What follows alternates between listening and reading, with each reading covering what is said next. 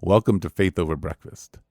You are listening to a podcast by Pastor Eric Siepen and Pastor Andy Littleton. If you enjoy Faith Over Breakfast, we encourage you to rate it on the Apple Podcast app, on Spotify, or Google Play. Thank you and enjoy the podcast. Welcome. All right, we got to do that, huh? To Faith Over Breakfast. My name is Andy Littleton. I'm sitting here with Eric Siepen, who I haven't seen for a bit since we were in Iowa. Yeah. Is that right? Or we podcast after? We may have podcasted one more after that. Yeah. Anyway, we have been on a bit of a hiatus, travels and summer things, but it's good to be back together. Eric's gone viral. Church planting is dead. Don't you want to know why? That's coming up next on Faith Over Breakfast. Well, that was pretty good. Thank you, Andy. I've been to Buffalo. I've been to Buffalo. I've been to Buffalo. Also very briefly. Very snowy. Buffalo. Check. I can't hear myself very well. Is that just my headphones? It's just your headphones. Check. Okay. The people previous to you really have sensitive ears. And Is that what it is? They made me turn it down. Oh. They don't want me in their head. That makes sense. So Eric's gone viral for being an anti-church plant. I got 30. Well, that's just on one. It got shared, and then people started commenting on it in other places. So. Yeah, that was like real Eric viral. I got 33 comments. Is that a special category, Eric viral? Yeah, it's small time viral. Yeah. It's viral within your own mind. Within your own mind. Well, that's really all that going viral. What am I trying to say? Isn't that just why we want to go viral anyway, so we can go viral in our own mind? Yeah, we could tell ourselves we're important. Yeah, so you got that. I'm really glad for you. I feel important. Yeah. Thank you. Yeah. You're embracing saying the jarring thing. Yeah. Online. But that's been my personality before online. So, yeah. So that's right. You were built for online. I was built for online. I have a face for online. There it is. Okay. Well, to be honest, I didn't read your NT Wright one I glanced at it, but I did read the church planting one. And one of the things I've been doing is I was at the Synod of the Christian Reformed Church, among other. I was not here to do podcasts. You were not here to do podcasts. No, there's plenty of me and Rod and Kevin, our deacon, on Paul Vanderklay's channel. If you'd like to go, I check that out. It's I watched 5 minutes. It's a lot, and the best one that actually we talked about church planting on for some time. The recording failed. So it was probably my favorite one, I would say. Yeah. But as is true of Paul Vanderklay's videos and a lot of stuff on YouTube that seems to work, it's long, meandering conversation. So yeah. Well, it was fun to do, but I went back to listen to one, and with my personality, I did not make it back through the whole thing. Yeah, I know. I have trouble making it through them. Mm-hmm. I think people don't listen to them not directly. In a focused way. I think they're doing something else, and they got the background. Calming voice of the highly intellectual, slow molasses podcast. I probably messed that up. The highly intellectual part, for sure. Oh, I was going to say you talked really fast. Not like a Midwesterner. Probably did. Yeah. Well, but that's what you were doing. Well, that was one of the things I was doing. So, I was at a church planting conference not long before that. Yeah, you were.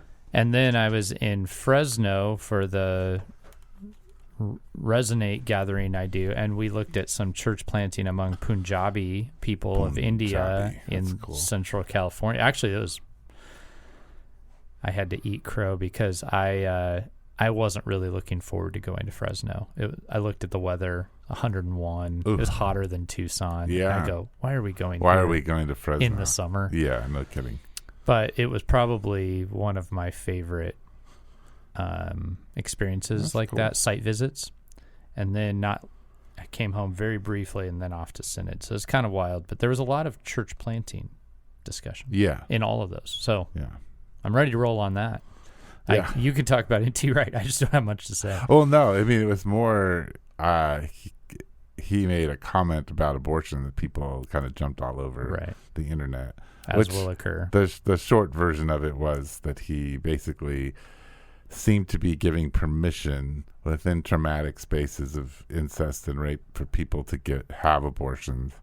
And I think he was he was dancing, and it was a question. It wasn't obviously a question he'd prepped a lot for. Yeah, those are tough.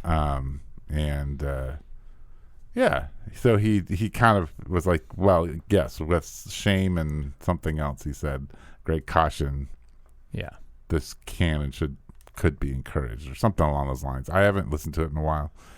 Here's an interesting thought that ties with the Synod of the Christian Reformed Church I was just at, and that. Okay. First of all, let me explain. Synod. Gathering. This is a yearly gathering where churches send delegates and requests for changes or decisions to be made.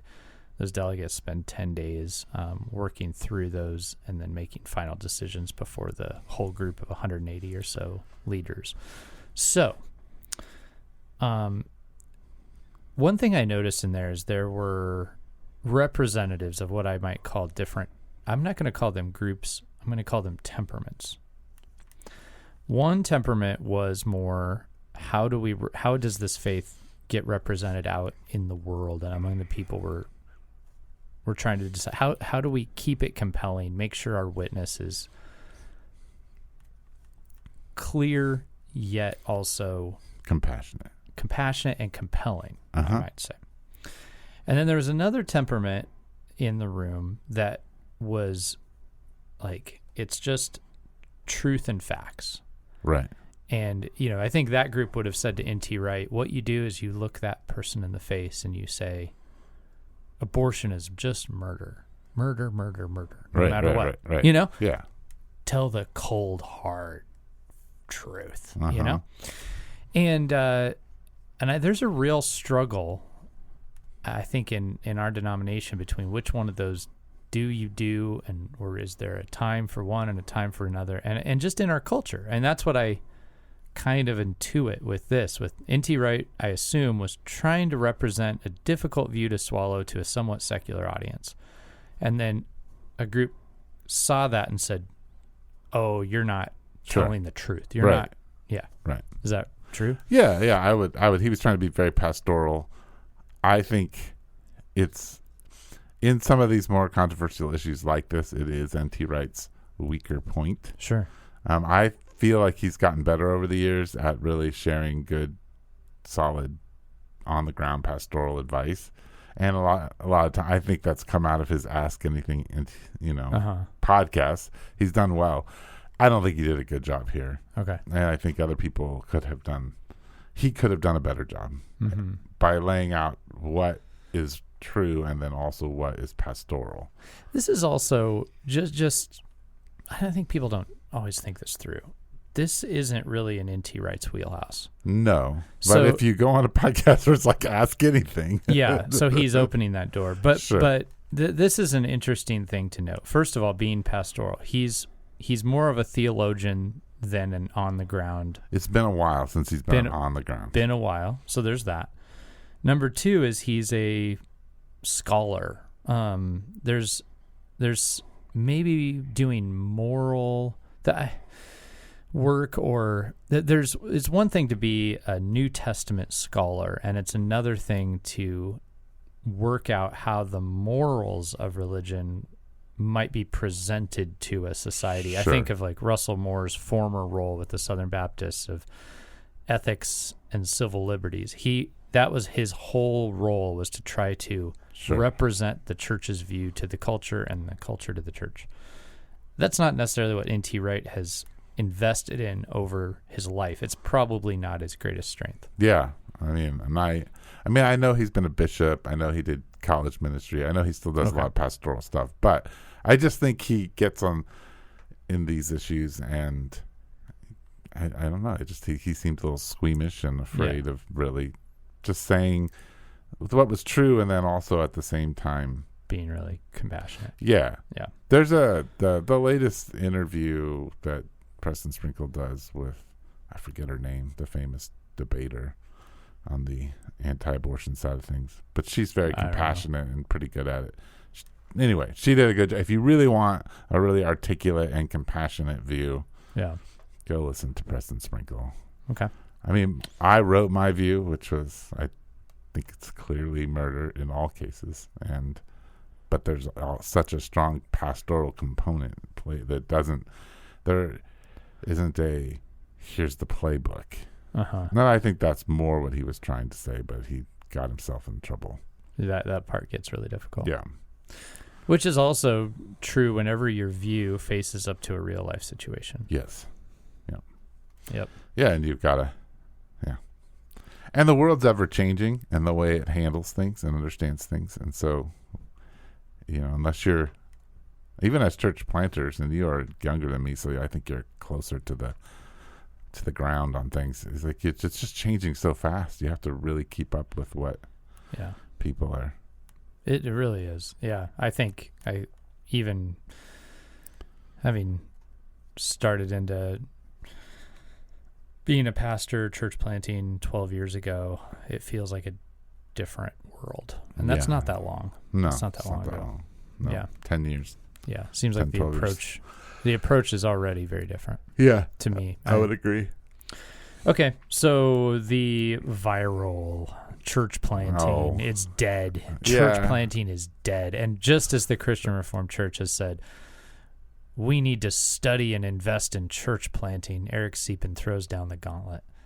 Church planting is dead. He says. What? Okay. What? Well, and poor people. I think we talk about this too much on this podcast. Maybe they want to know about bombing Iran or there's all kinds of stuff. There's I haven't even looked at the news of it, but the Supreme Court just made a decision that's impactful. Yeah.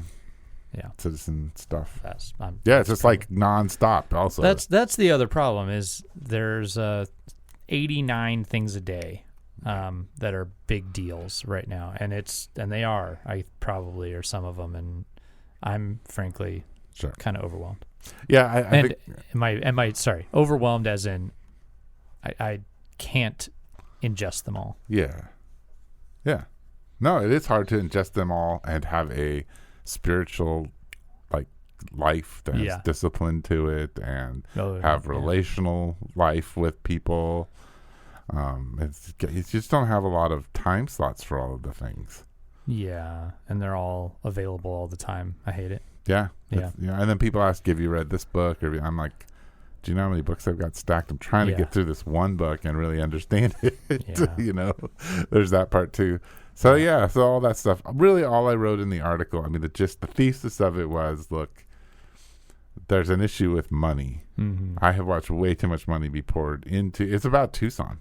Yeah, money into church planting with little or no success. Yeah, and the data that I put out, went back and did a bunch of research. So from when I started to when I stopped, I don't know when I stopped to this present time, there is, maybe a net gain of 70 churches, which we would say is a good thing.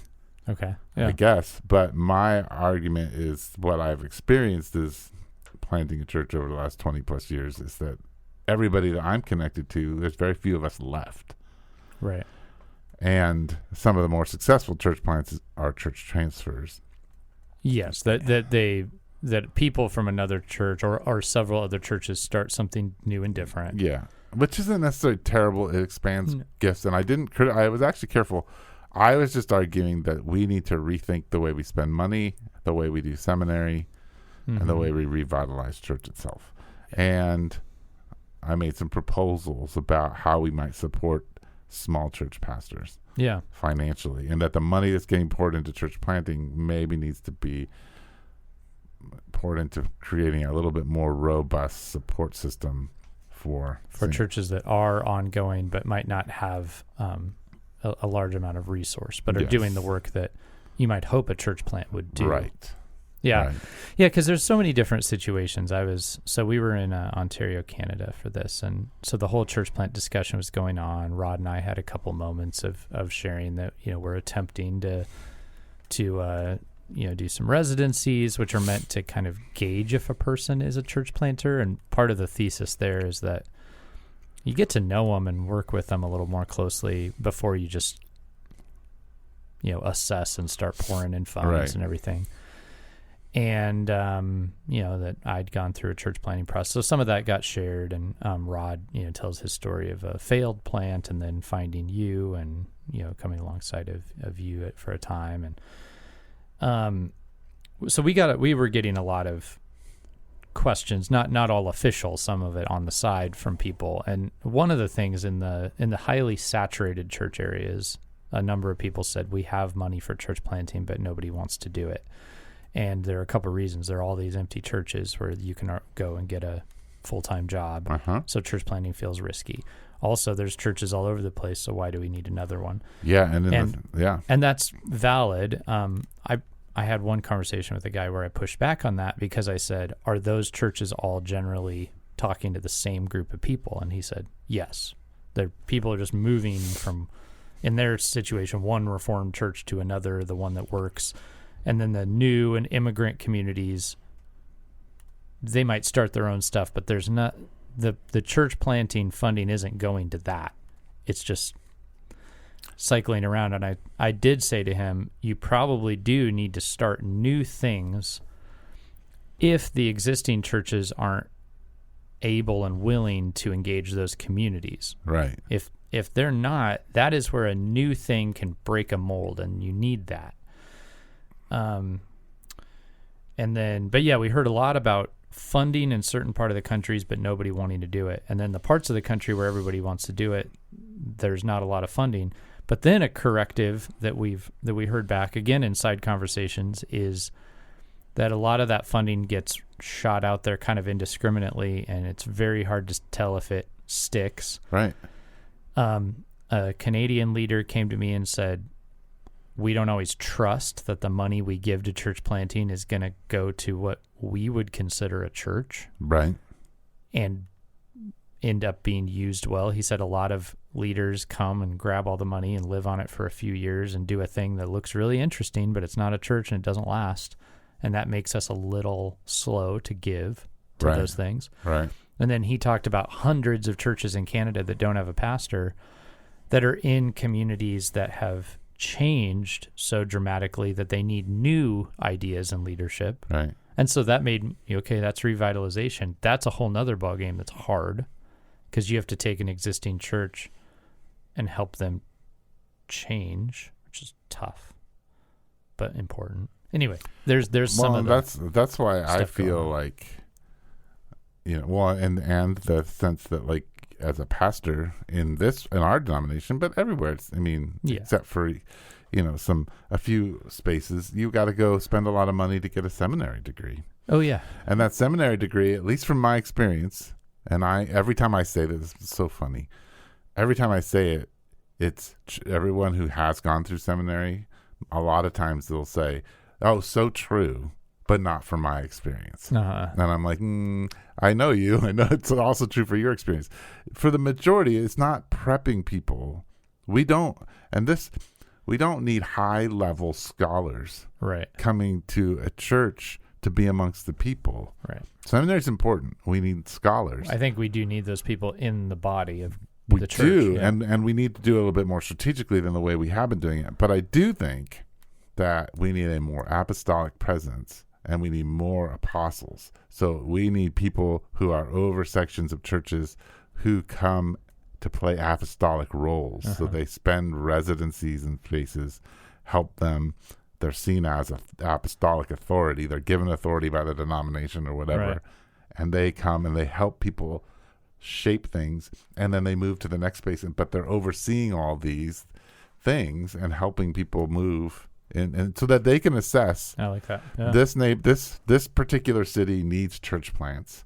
This particular city needs revitalization. This needs a more hybrid formation, and they can begin to help develop those things.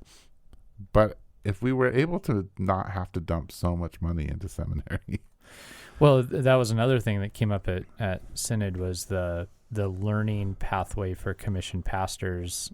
And I think you're exempt because you entered in under a different agreement, right? And I'm just local, so but it wouldn't matter. Oh, you mean yes. So the new thing is that if you're a commissioned pastor, you have to be getting more educated and upgrading your ordination going forward. And I and some others expressed, I don't think this is a good idea. This is I think you're going to weed out some people who really should be ministers in certain communities who this is going to be too much. This is going to not just money, but time. And it's not the most important thing when you've got a community that needs a pastor. And what they'll do is those people will just be pastors, but not with us. And they'll be in a body or not one. They'll just do it independently. And that has its downsides too. Right. The flip side of that was a genuine concern in our group. It was that if you let go of the education, we lose some of our distinctives, right? Like, because and that's true. The education isn't just theology; it's culture. It's embedding culture, I think, and knowing how to work in the system. And how important is that? I don't know, Well, and that's the problem, is that we're so, the Christian Reformed Church, any denomination of any substantial size. And I would go on to say church planting networks too. Like if big ships, yeah, they're hard to turn. Yep. Totally. You have to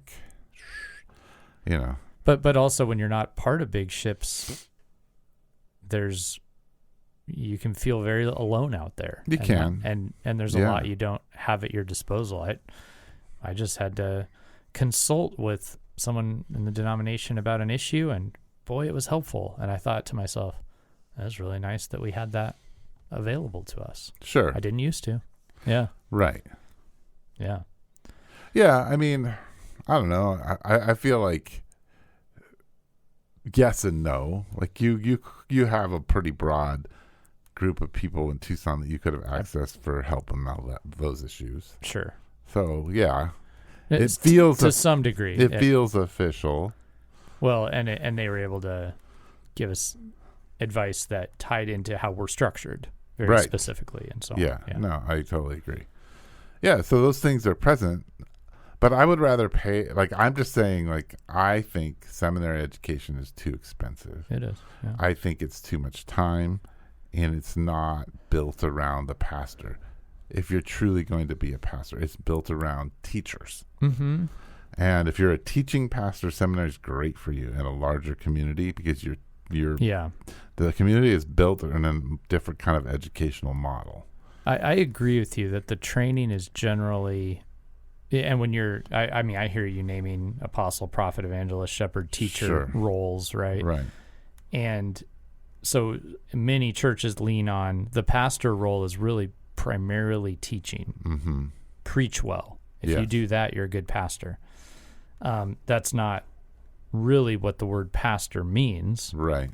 Right. It means to shepherd, to be with people. Right. And we don't teach that very well. Or, I only have limited experience with seminaries. It doesn't seem.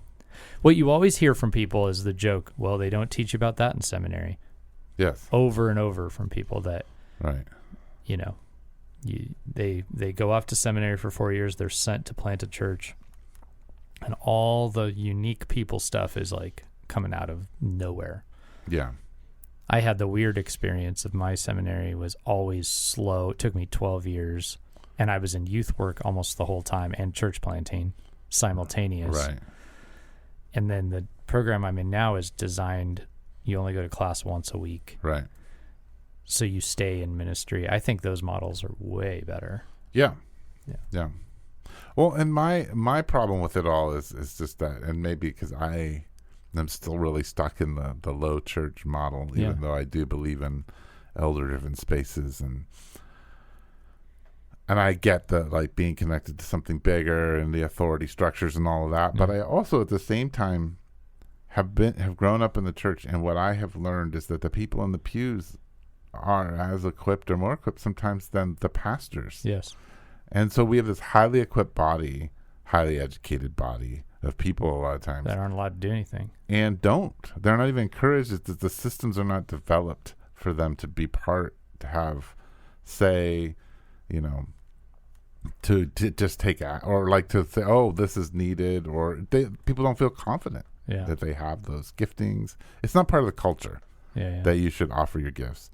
I mean, I preach on the priesthood of all believers a lot, which is it's a very brethren kind of thing. Came out of the Plymouth Brethren movement. Yeah. But it's in the Bible. Yeah. Oh, right. But the reality being, people are like, wait, what? Like, I'm a priest? Like, that's still just like that's not just like an identity that I'm like, oh yeah, I'm a priest, There are all these they're so simple, right? Like, oh, I don't go to church, I am the church. Right. That's true in the Bible, but it doesn't feel like it. No. I am a priest, I don't go listen to the priest. Right. That is in the Bible just true. Yeah. But it doesn't feel like it. Yeah. Well, and if you build like things around the commission and the formation of people, like we're commissioned to go form people, and we do that as priests in a larger community together. Like, I go to church to be equipped to do that and to celebrate with my fellow priests and to show other people how to be priests. That's like what we're doing. Yeah.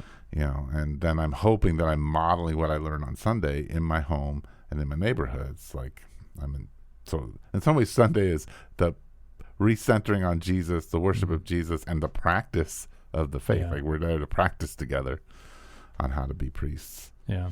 And that's what we have our leaders for, to kind of help us learn those things and point us in the right direction. Yeah. To be models, and kind of people saying, follow me as I do this, as opposed to let me do this for you. Right. And I have this so I do have a hermeneutic that calls for an expert's understanding of the text, right? Yeah.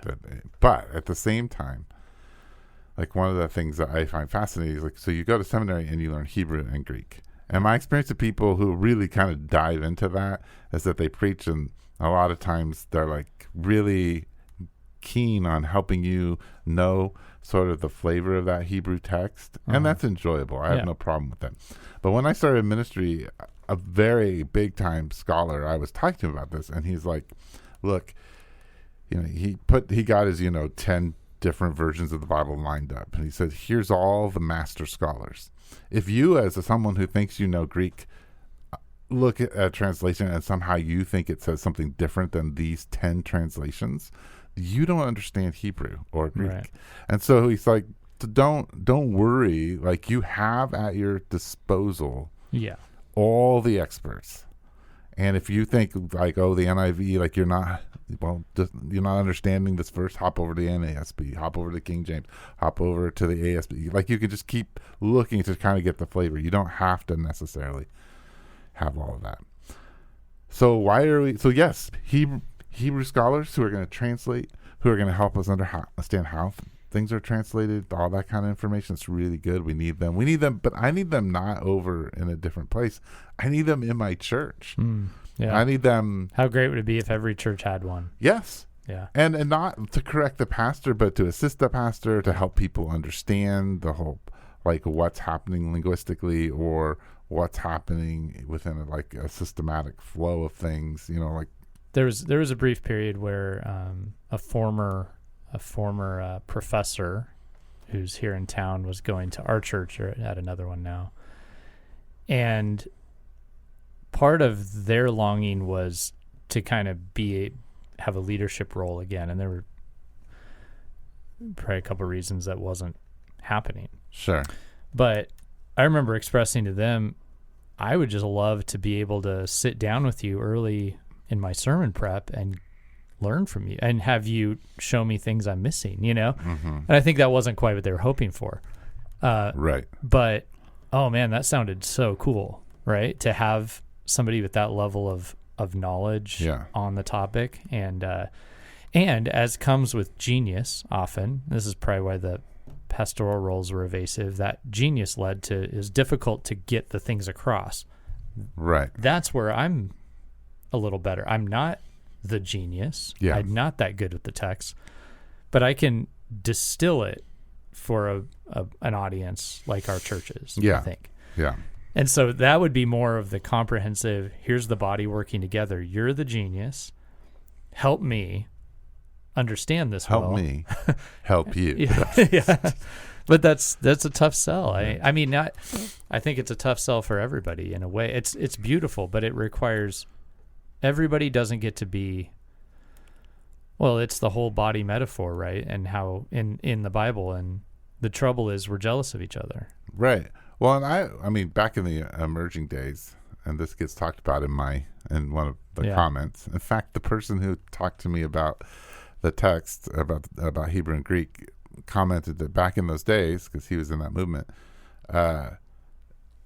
there's this idea floating around that like you basically would, as a church, you would pay a scholar's salary for a month, and they would come and you'd give them a house, and then they would teach like your leadership. Sure. Like, so they'd spend a month doing, in intensives with all of your leadership and you, and then they would go on, and you would be this like, you would have these resident scholars come through quarterly to equip your leadership, so then your leadership could equip the body and have a more robust way of doing that. So that's a great idea to me too. Like and I'm not completely against going to seminary. I'm not completely, I think we need scholarship.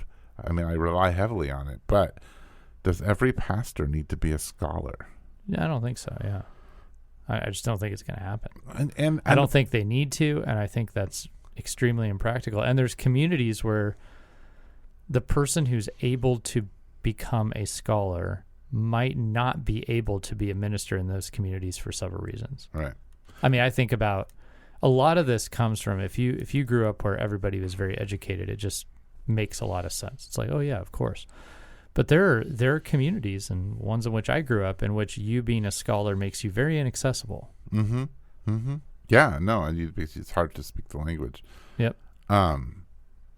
Yeah. So I mean, I think part of it for me is how do we do this, and I think the thing that just drives me nuts is the money. Yeah. I really do think there's a lot of money that's put out there. And in the article, I actually give an estimate of how much money I think there is put out in church planting. And it's just, and then I look at people, like there's so many single pastors when we go to when I'm at the Gospel Coalition sometimes, the loneliness, the under-resourced pastor, like they don't have the resources they need. Often there's usually more money than other resources.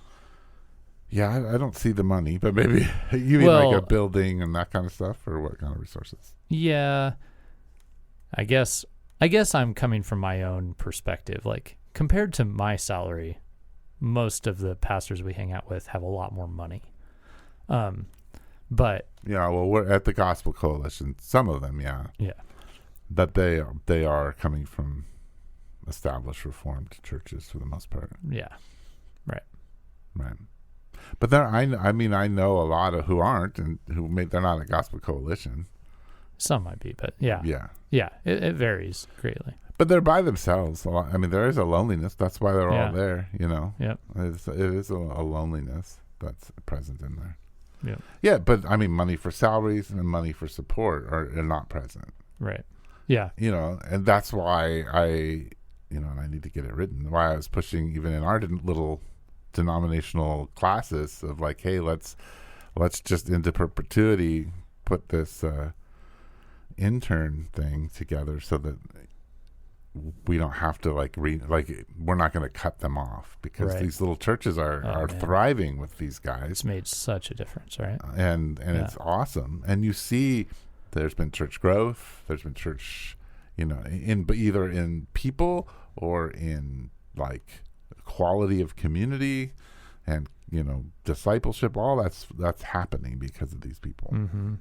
And so I mean, and that's like what? It's $1,200 or $12,000 a year for the second part of it anyway. Right. It's not like a huge chunk of money for a church, but it's enough to be like, hey, let's help do this. So I don't know. I mean,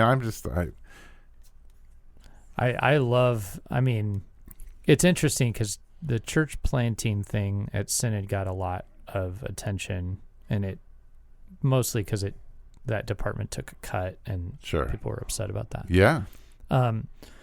But the needs of all these other churches that could use an intern and stuff, right? Like that's it's harder to put a finger on because you go, well, there's a full-time pastor there and maybe there's a secretary, but it's a big job and it takes everything out of you. And even outside of the workload, just having another person to do it with. Yeah. That's a big deal. You and I have other people to do it with right now. And and we're in small. But they're all feeling strained. Yeah. Right? They're struggling. We're all still feeling the strain. Yeah. Financially in particular. Yeah, we're not making money. We're having to scramble. Yeah. No, it's a hard thing. I mean, I think to go back to reverse to like seminary. I think seminary needs to pivot, and pastors need to be 2/3 going to get their master's in counseling and 1/3 a master's of divinity. So they have a way, they understand, the basics of exegesis and have an established and understood hermeneutic and all that kind of stuff, but that they're really good at dealing with people and sort of have a biblical understanding of how to engage people. I think that is needed more than a lot of the things they're doing. Sure. But I don't think everybody needs to go through that either. Some people just learn that on the ground. Some people are good at it. Well, it's almost like you need a pathway for each gifting. I mean, so this is true. Missional Training Center that I'm in now, the interesting thing is you design your own major assignments all the way through. That's cool. And so you can kind of come with the thing that you're like, this is what. Now, they might have to dial that in and guide it a little bit more. We'll see. Because maybe there is something about the school saying, we want to make sure you get some counseling experience. They're not really. You don't. If you don't want to do it, you don't. Right. We have a lady in our cohort who runs she is a therapist. Right. And so her assignments are going to be around that. Sure. But that's kind of it's a nice tweak because you're going to learn the material in class, but you get to decide what you're going to emphasize on yourself. Yeah. It's interesting. Yeah. Well, I think the other idea I didn't put in there, but I think I've always believed, and that is every one of us, and this is maybe why everyone should hear this if they've listened this far, is every one of us is a church planner. Right. In some way or form, because we're called into an active mission. Yeah. So, and as Kyle Strobel would say, like the movement of Scripture is around family. Your family is a church, then your family integrated into the church is a church. Like you are on mission. You all are practicing your gifts. People are coming into your church. Well, if you look at the concept of where priest came from in the Old Testament, who's doing the sacrifices? Well, the dad. Head of the house. Yeah. It is interesting that this whole thing comes from that conceptually. So that's right. There's your next hot take. You what you have to do is church planting is dead, and then all of you are church planters. Ooh. Everyone's a church plant. And then just people go, what is this guy? Yeah, I love it. That's when I'll write an article on that. Everyone is a church planner. There, do it. Yeah. There you go. All righty. It's okay. I look forward to that. We can discuss that. You're going to have to comment on it, though, now. Oh, I have to. You have to read it and comment on it and share it. Okay. Yeah, okay. That's true. All right. Got it. I'll write it in a few minutes after we're done here. There's at least two types of social media users. One is the person that is there and they're watching, but they're never going to post anything. Yeah. There's that. The lurker. Yeah. And then there's the maybe more me. Though I do scan, I might be more likely to share something than intake something. So you don't read it, you just share it. You're like, no. I have no idea what this is about. No, that's not what I'm saying. I will share the things that I'm up to or writing, but that's not true. I rarely do a deep read on something I see. Every once in a while. Yeah. And then there's probably the person that their whole entire life is social media, and they share and they read and all of it. They send it all out. So what do you call those? The lurker? The lurker. I don't know the other people. I just know the lurker. Yeah. The lifer, the lurker, the lifer, and I need an L for the person that just shares. The listener. It's the opposite. The leftist. No.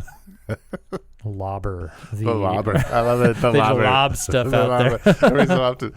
And then there's got to be me who like doesn't look at social media at all, and then puts a huge burst of like. Yeah. And then I'm like, okay, I'm done, and I leave it for a while. And then I'm like, look at all that. And then I scroll through all the things that people have posted, and I'm like, that's interesting. Yeah. Yeah. What are you? L's. Hard to find an L. Yeah. Anyway. The lame one. The lame one. The lame. Yeah. There it is. Okay. Well, it's good to have you back. Yeah. We promise that next time we won't talk about church planting. I'm sure. I hope. We promise, I hope. Except there's going to be an article called Everyone's a Church Planter by Eric Siepen that we have to talk about. So that's right. That's that. Well, it's good to be back here with you, as either you were gone or I was gone for a little bit. So thanks for putting out there some of our greatest hits, including Paul Vanderklay. I did. What were the other ones? Was there another one? I put Paul's up, and I think I don't remember what the other one was now. I don't either. But I just look at things. I don't actually. You don't actually ingest them. I do sometimes. You didn't even know I'd written in viral articles. It wasn't viral enough to get you. I saw you'd shared something. I didn't go back and read into all the comments. I'm sorry. You didn't even say. I didn't even know it was about church planting, or you did because the title said that. You're like, gosh, I know everything Eric's going to say about this. I think I did open it, and I was like, oh, I've heard this. Okay. And so as the Faith Over Breakfast audience. That's right. They're done. That's right. All right. Well, till next time. Thanks for hanging out, Eric, and thanks for tuning in, everybody. You can always send us a question. Now would be a great time for a question, since I think help us out. I'm around a little more till August, end of August. Yeah, me too. So we'll be here. We'll be live. So send us a question. You can send it through the podcasting app. Mm-hmm. You can email faithoverbreakfast@gmail.com. We'd love to hear from you. That's it. That's all I got. Give us a 5-star review, please. That'd be wonderful. Thank you, all our supporters. This is a fully paid podcast, and wow. And we may actually get up to enough to run a little ad for our podcast here soon. Oh boy, that's going to be something, man. Watch out. We're not going to be talking about being underfunded for long at this rate. Okay. No, we're still way underfunded. So please help. All right, take it easy, guys. What? You've been listening to Faith Over Breakfast with Pastor Eric Siepen and Pastor Andy Littleton. Please share us on Instagram, Twitter, and Facebook. Thank you.